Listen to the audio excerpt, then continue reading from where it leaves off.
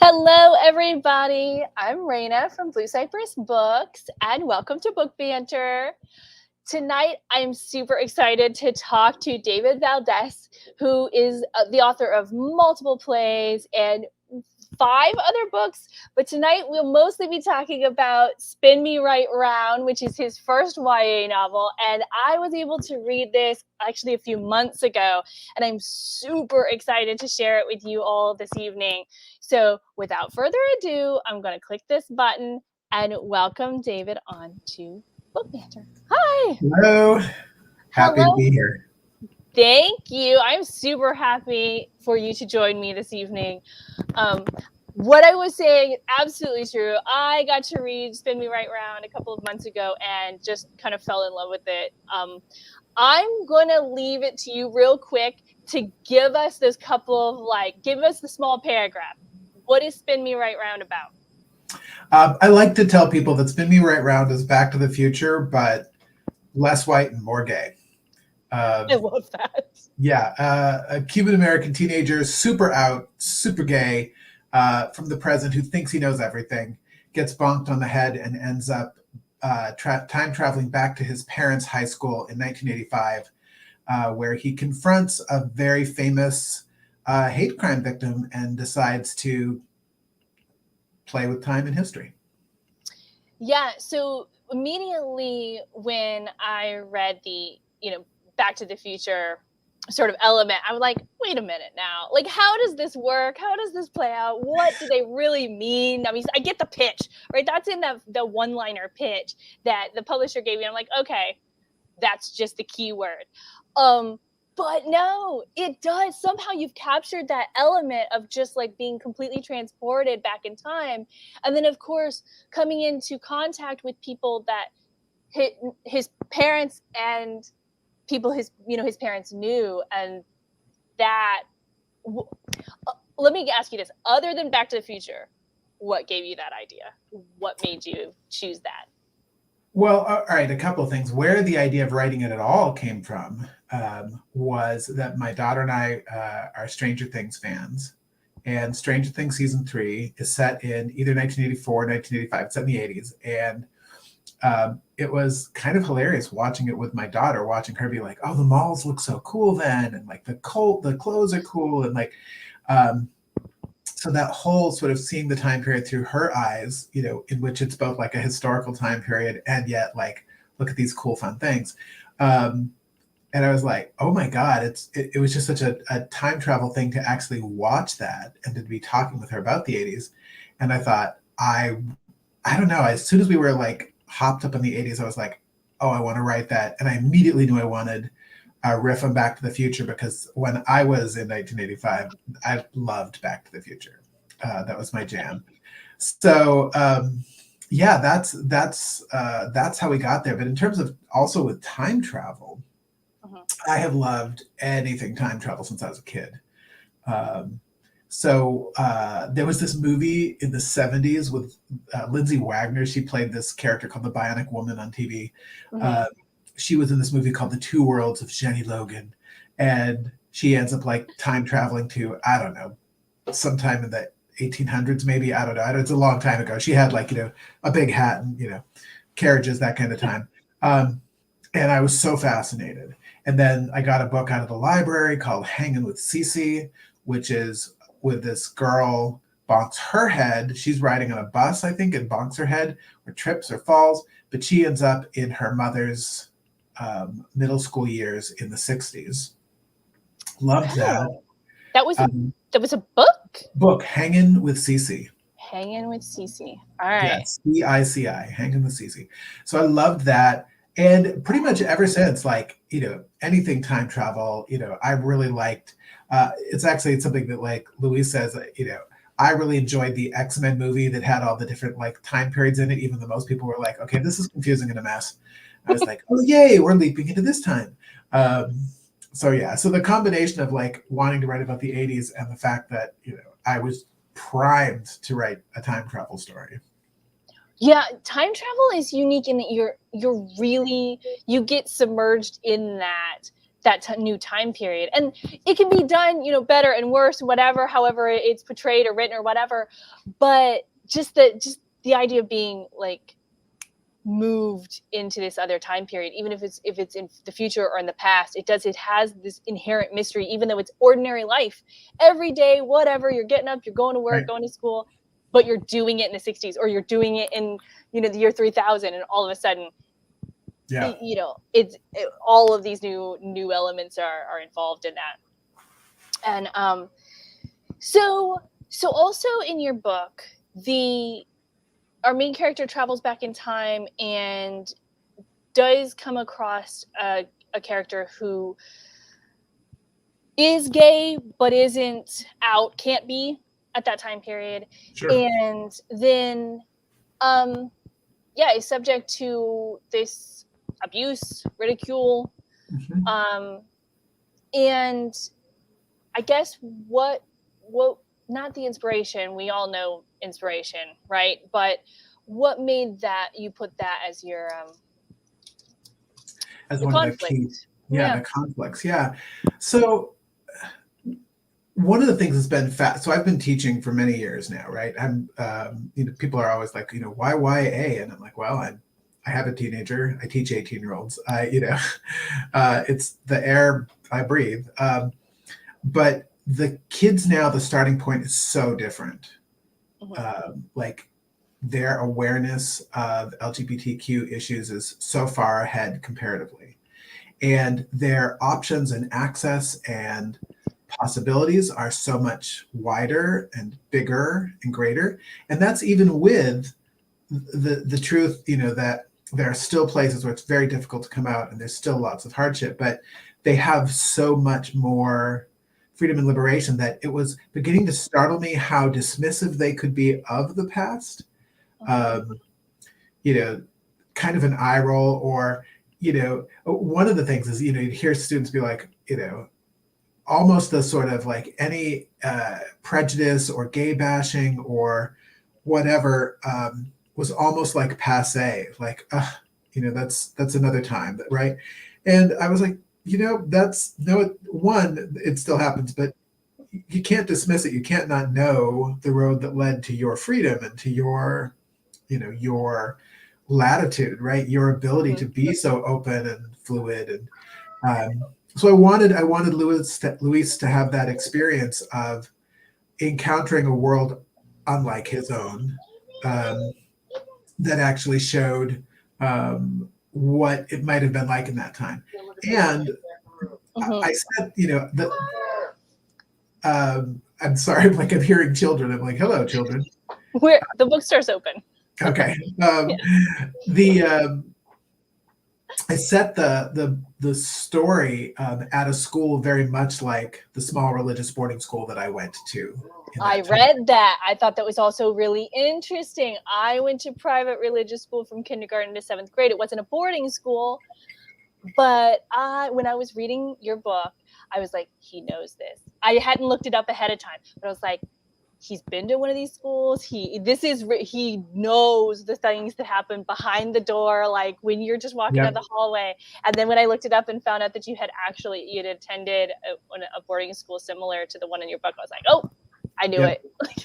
Well, and I say this, I think in the afterword, I don't remember what's in the afterword this, but I think I say in the afterword that aside from the principal, who I used a lot of physical descriptions of, and from my school, even though he was a much nicer guy than the principal in the book, the characters are pretty much all made up.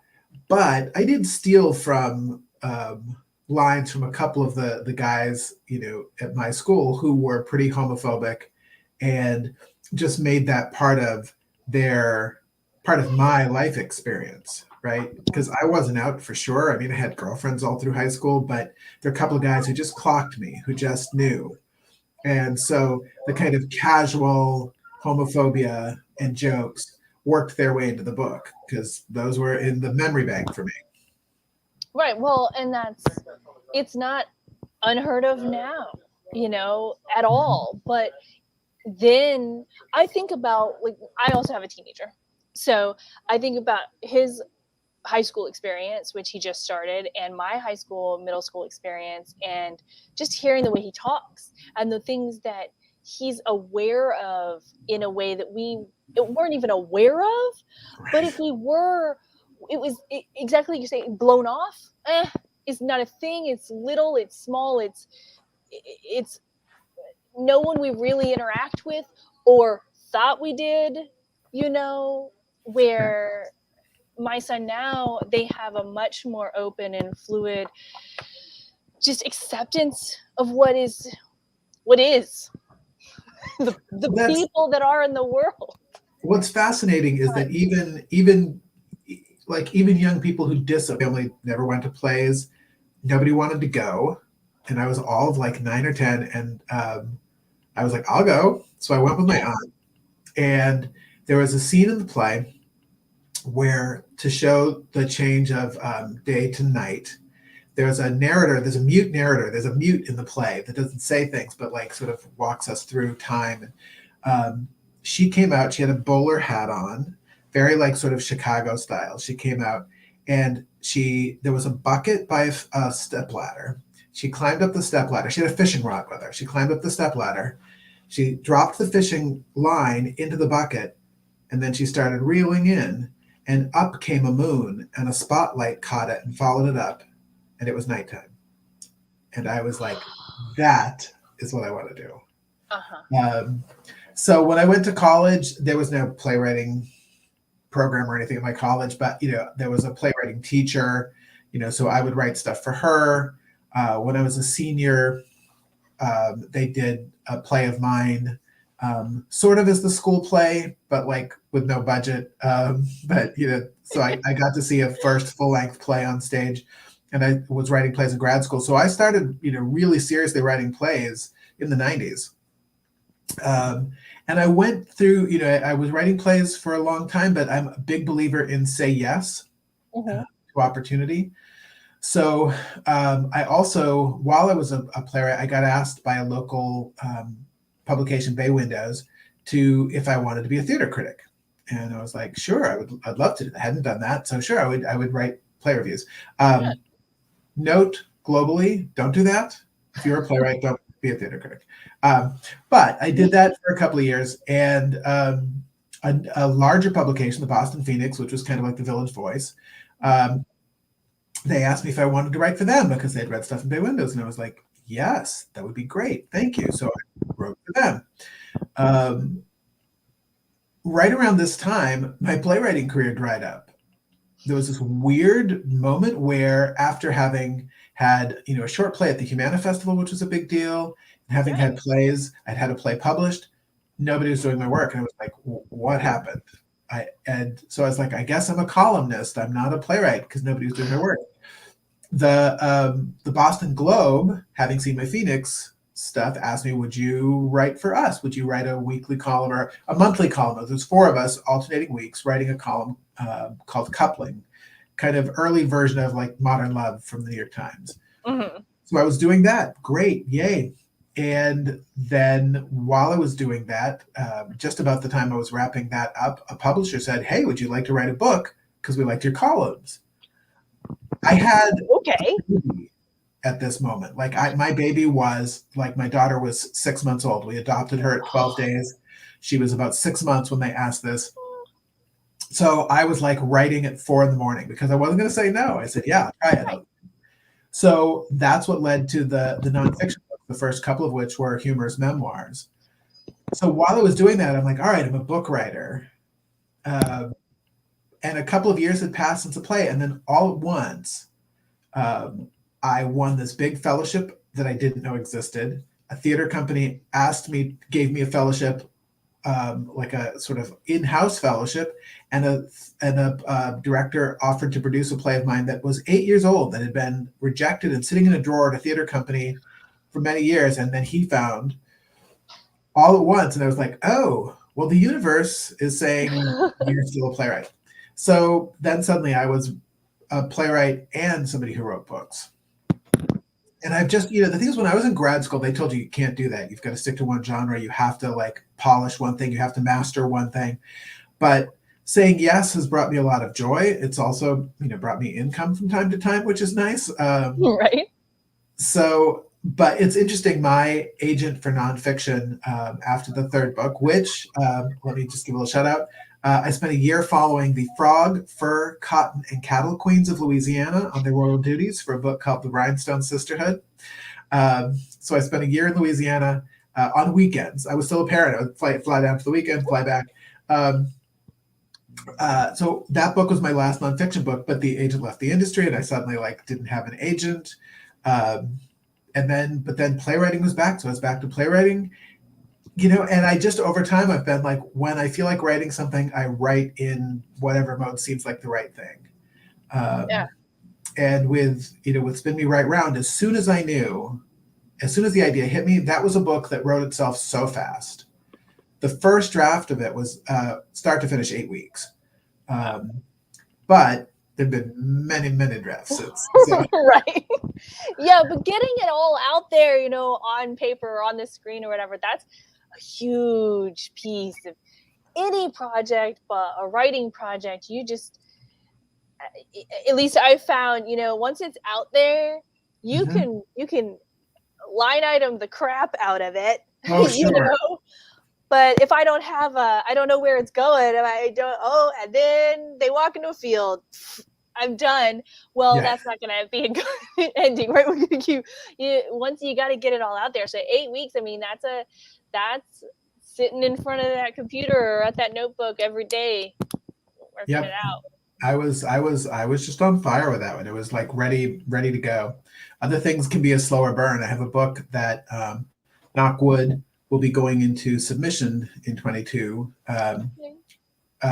My agent and I are hopefully, we're wrapping up edits and stuff on the submission draft.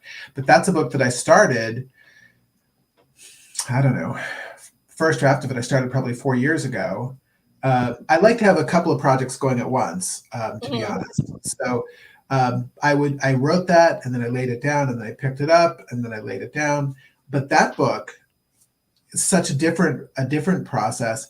The book, the version that we're shopping around, has 3 narrators, and it intercuts time from basically a week apart, the same day a week apart, as kind of a mystery spools out. But the original version of it had 11 narrators and was linear, worked in order from start to finish. And there's also a version of it that had the whole thing in first person from the different narrative. So there's so many versions of it over time. So one of the things I'm always telling, my students, or anybody who comes to me about writing, I'm like, if you're not revising, you're not actually a writer, right? You just have to make peace with it. You just have to know that's what's going to happen. Yeah, the first thing that goes on the page is generally never the thing that is, I'm going to hand sell in January. And the term kill your darlings, that sort of idea, that being willing to let go of those things that you were sure that was the masterpiece. That's right.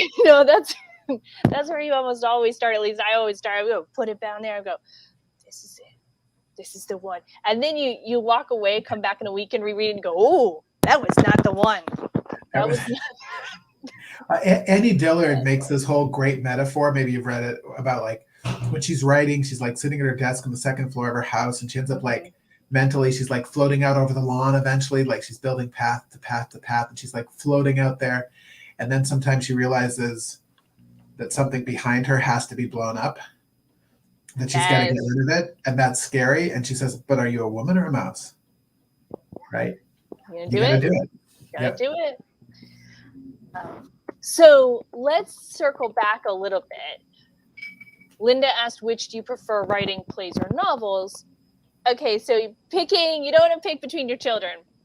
What about what's different for you in the process of writing plays versus novels or your nonfiction? A book. Yeah.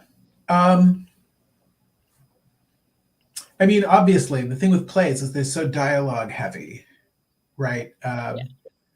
That's, you know, I'm sort of exercising different muscles because I'm thinking about how to make anything that matters visible without being able to write blocks of text, right? Without being able to describe things.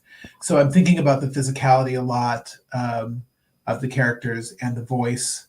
But honestly, that ends up being so true. I'm a very voicey writer, for sure. So it takes plays go faster than books, you know, perhaps out of sheer density in terms of like a first draft. But one thing that's different is it's so much, you know, with a play, the way you get your feedback is you have a table read, you get actors together and you hear them read out loud. And that can really change how things land. With a book, traditionally, if it's a book that I'm selling with an agent, I get the agent's feedback, and we make polishes before we submit, and then you go through rounds with the editor as well. So it's a very different kind of process there. They're both really long processes, to be honest, because plays, from when you write a play to when it goes up somewhere, that is quite often 3 or 4 years because you have like workshop processes and whatever. So they're both really long processes when you start to finish. And it's one reason I'm always trying to have multiple projects going, because something you've worked on 3 years ago, you're now in the part where you're waiting for it to, you know, get printed or whatever. Right. And then you were even saying earlier that you thought something was written in the afterword of this book, and you can't even really remember because it's been so long. Yeah. So when did you actually write Spin Me Right Round? So I wrote Spin Me Right Round in August, like July and August of 2019. Okay, so it's just smidge pre-pandemic. Yeah. So I wrote that first draft. I didn't have an agent. I started doing like the Twitter pitch sessions and also paying attention to who was asking for what kind of thing there. Big recommendation for those of you looking to write. I followed Manuscript Wishlist and the MSWL hashtag, which is a way to find out who's looking for work and what they want and don't want. And so I submitted to a bunch of people, and multiple agents were interested in this particular book, which was very exciting.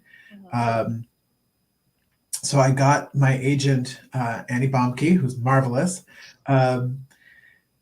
I think in October maybe. And so she had some questions and thoughts. She had some things she wanted me to take a look at. So I worked on that. I worked on those edits in the fall. And then she started shopping it around after the holidays, like in the early 2020, and we sold it the week of lockdown in March. Congratulations! Don't go anywhere. Yeah, exactly. Yeah. And it was perfectly timed for me because part of my income, I was working as an overseas adventure travel writer, which is like a third of my income. And yeah, it was great. And then it all went away because we had a global pandemic. So it was really great to sell the book right then. You didn't know it quite then, but yes. Yeah. Exactly. Well, and Bloomsbury is, I really love them as a publisher. I have no skin in that game necessarily. I'm a bookseller, but they, everything they send me, they're like, will you read this ahead of time? Will you read that ahead of time? I'm like, yeah, sure, send it. I'm practicing the yes as well. In a previous life, I was much more of a no person. And then at some point I just got to like, maybe it was an age, maybe it was a whatever. And I was like, why am I doing this to myself? And so now my TBR and my virtual TBR is really long, but you landed a great publisher is where I'm going with that. Yeah, I'm really happy. I'm really happy to be with Bloomsbury. There were several publishers interested, and Bloomsbury did a preempt to keep me from continuing to have these conversations. And I was really happy to go with them because the editor I talked to got the book, had great energy, but also she said up front, she's like, I want you to know, she's like, when I have my editorial letter tends to run 9 or 10 pages, right? Like it's long. She's going to have, because she is taking the book so seriously. And we had 2 big rounds of edits before we got to like the copy edits, right? We had 2 major rounds of serious edits, and she just asked such great questions. And then the whole team, because it's not, their team is not huge. So the whole team know the book and are energetic and enthusiastic. It's just, yeah, I feel really, really fortunate to be working with them. Yeah, and you feel that on my end too, like you said, with the smaller team, because it's not just like, here's a list of books I need to get out to booksellers. They know your book. Like they when they're talking to me about it, we can talk, we can email back and forth, we can message back and forth, and it's like they're invested in this in a way that it feels personal to them. You know?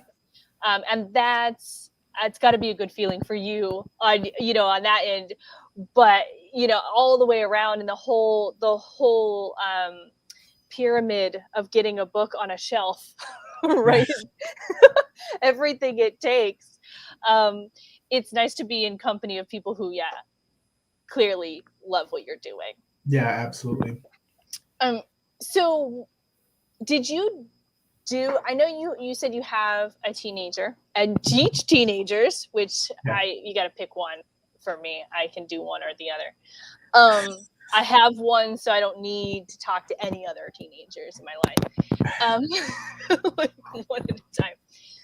But did you do anything differently, like from other things that you've written, to writing your first novel with young adults in mind? Did that make you think a little differently about what you put on the page? Well, sure. I mean, for one thing, typically, like, I'm somebody who doesn't mind ruminating and writing a lot of texture, and I needed to pull back on that some for this. But also, like I was watching like my daughter's favorite YouTubers and, that sort of thing. So like trying to like pay attention to the particular kind of person Luis is. Luis has a lot of James Charles in him, the good parts of James Charles, voice wise and that sort of thing. So there was definitely like more like attention to, who isn't me, like who I'm not, and, where a teenager would be with some of these things. And so like, checking in with my daughter. And that, honestly, it's especially true.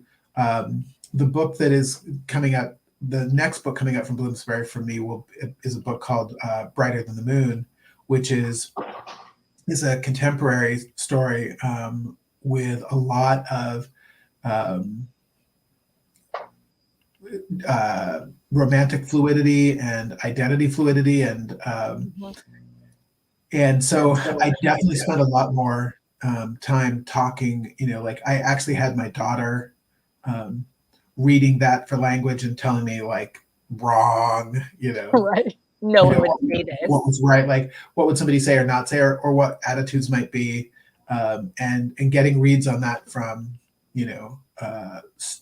like a old student of mine, and so definitely like trying to be really mindful of what is actually true for a teenager and what of it is my perception, like being put onto a teenager. Right. Yeah. Well, there's always these universal things. There's 90% of what my son goes through today, the same type of things I went through, in middle school and high school. But then that 10% is very important difference. Right. And I have no idea what he's saying. He walks in, words come out of his mouth. Sometimes I'm like, I don't understand what you're saying to me. Right. I love you. Yeah. And like the worst insult is noob and mom. Right. Like I didn't get it. Like, such a mom. You're such a mom. I'm like, how do you know that bothers me so much? Like I am your mom and I'm good with that. But like, how did you know that would get me right here? I don't know. Right. Yeah, there is like actually like a time release DNA component that when you're a teenager, suddenly something is released into you that like it's a homing device, and whatever will unsettle your parent most, like, the thing that will go, right, Right. You just, yeah, you somehow you figure that out. So you have another book coming out through Bloomsbury. I Yes. mean, obviously your this book isn't even out yet, but when does that one come out? When do I get to read that one? Well, that's a good question. It was originally supposed to be November of 2022. I don't know how the pandemic will affect that because this book was supposed to be November of 2021. So I don't actually know. Right. That would be interesting. Yeah. See, we're all learning and like watching this whole thing go down because they may hold it till January 2023 just to make. Well, that's what I wonder. Yeah, I don't know. I really don't know. And we're in, we're still in like second wave edits on it, and Right. So you still got some time on that one. Yeah. I mean, already like in talk about like, I love that they start work on like cover conversations early, because that gives you some candy when you're doing the grunt work part. That gives you some. So they've already started like having cover art conversations for it. So with this title, I love the cover. We'll talk about the cover another minute. But did you pick this title? Is this the title that you picked? Is this your writing title? Like, yes. Okay. From the beginning, I knew it was going to be "Spin Me Right Round." And how often do you listen to that song? Not a lot. No. But I mean, I like the song for sure. I love the sort of 80s pop and like new wave. But I'll tell you, it was one of those things that was just like fully formed when I hit on the idea of Back to the Future, and I was thinking about like song, like how Power of Love was associated with Back to the Future, and right. I don't know, it was like instantaneous. I'm like, it's a perfect song for the vibe of this book is "Spin Me Right Round," and that's perfect for time travel. Right. It's perfect. Yeah. So yeah, I knew it was "Spin Me Right Round" from before I had written a word of it. Actually, also before I'd written a word of it. I don't write the books. Like I do free writing, I do jotting down ideas, I come up with lists. I don't do a word of the writing of the book until I can draw all my characters. Really? So wait, you draw as well? I do, yeah. But I don't know why that started, but that's true for plays too. I'm not going anywhere if I can't draw the characters. Once I can draw them, like if I keep changing and I'm fiddling, but once I can draw them, if the whole cast is on one page, then I'm like, okay, now here we go. Yeah. So I actually had "Spin Me Right Round" as the title before I could picture anybody but Louise. That is fascinating. I've never heard that process. I'm sure someone else out there draws their characters or paints their characters or something early on, but I've never heard that before. And that is amazing. You getting that visual. So I wonder if that has anything to do with your play theater background, because in theater you're writing, but you see it. You're seeing that happen. And I wonder if it does, that need to have it visual.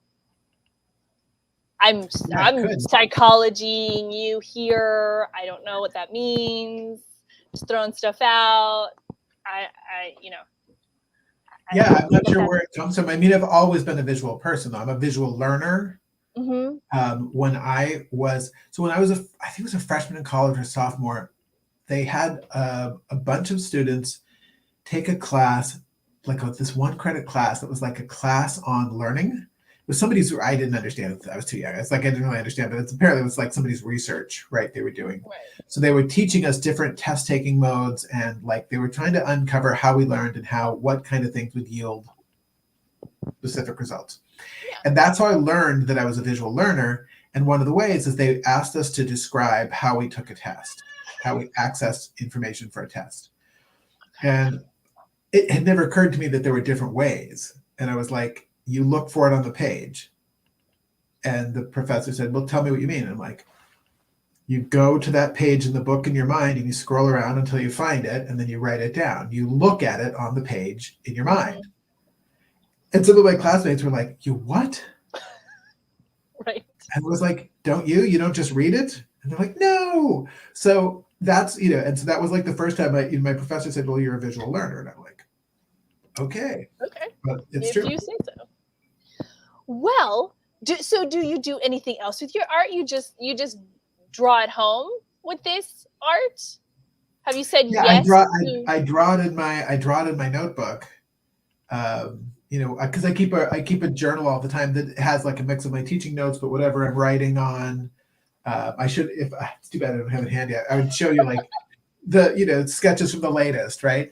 Um, yeah, Okay, note for future events. You should absolutely carry whatever your sketchbook is, where you've got the drawings of your the characters. original drawings of, yeah. You should. I would love to see those. So you've got events, I'm sure, coming up in January with the release of the book, and you should definitely Okay, I will keep bring that in that mind because sketchbook. I've got Luis, and Luis doesn't look very different than he does on the cover here. Honestly, like Luis ended up on the cover looking the way that I had imagined and wished, and that was a journey too, right? Like the whole cover art thing is a journey. Yeah. Well, that's it.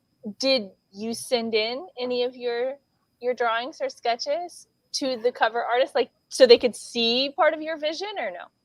When the first thing that we did, like when they're like, you know, what's the kind of vibe, and I just drew a quick sketch, and actually it didn't really even have Luis's face, but it showed um, like a teenager wearing, you know, like dressed like he was like, you know, doing a little bit of a dance, but with this like spiral behind him to suggest like spinning and like sort of like both a psychograph and like, you know, the spinning through time, Mm-hmm. you know, and a couple of stars and, you know, the word spin me right round, but with this like sort of curly dark hair. So I had sent that in. And then they also asked me like, you know, like just sort of associated images, like photos of people. And the when we hired the artist, the first version that came back, um, Luis was lighter skinned and lighter hair.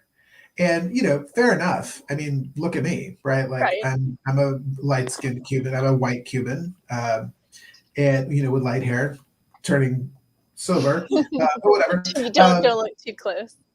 right. But that's not the character I had written. Right. The character I'd written looked like, you know, had a little darker skin and darker hair. And so I gave that feedback. I'm like, this is not, you know, the palette you're landing on does not say Luis. And so I sent like photos of people that looked more like Luis. So they made that adaptation. Over time, his jacket went from a kind of like standard jacket, like a standard, I think it was like a, I don't remember what it was originally. It was like maybe like a bomber coat or a jean jacket. I think it was a jean Yeah. jacket. And it became a members only jacket, like we all wore in Yeah. 1995 with the epaulets. But they ended up they kept the whole spirograph and stars thing, which also became the sort of art theme throughout the book. Is Mm-hmm. you know, you can see. Yes. That's Um, yeah. So they were. I mean, Bloomsbury was super responsive about making sure that the cover of the book reflected the character and reflected the vision that I had for the story. I love it. I love it. And I have to say, everybody, January 4th, the 5th, For 4th. January 4th. I was right. See, every time I second guess myself, January 4th. You can pre-order David's book now and have it ready for you at the beginning of the year. Make it a 2022 present to yourself, to your friends, to your kids, to your grandkids, whoever whoever you have. Um, I read it and loved it, and I don't think that YA is such a label that is necessary, but can absolutely be enjoyed by adults as much, and sometimes more in different ways, because my perspective of this book is going to be a different perspective than a teenager, and we could both read it and greatly enjoy it. And when I came to the table, I probably would say things not at all that a teenager would say that they liked or disliked about this book. Like that stuck with them is not going to be the same things that stick with an adult. And I find that fascinating. There's YA is a genre that you can do that with. Maybe not unlike any other, but definitely uniquely, for sure. And I'm going to click this button so everyone has the link to pre-order David's book now. So there's no excuse. You don't even have to go looking for it. It's right there in the comments. And I want to thank you for joining me this evening. Thank you for having me. I'm so happy to be here. This is delightful. It was great talking to you. Thank you for everybody who's watching. I can see you watching and not commenting. But thanks to Linda for making all the comments and everybody who joined us watching. And David, I hope you get to make it back down to New Orleans sometime soon. Hope so too. Absolutely. All right. Great. Good night. Good night.